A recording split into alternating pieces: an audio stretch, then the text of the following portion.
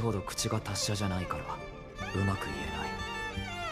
思い出すのは細かいことばかりだ。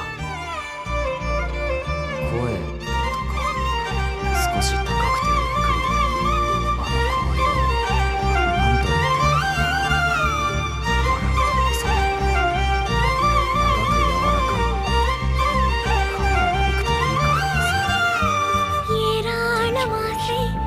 縁側に座ると太陽とஏழு ஜன்மம் ஒன்றாக சேர்ந்து உன்னோடு இன்றே நான் வாழ வேண்டும்.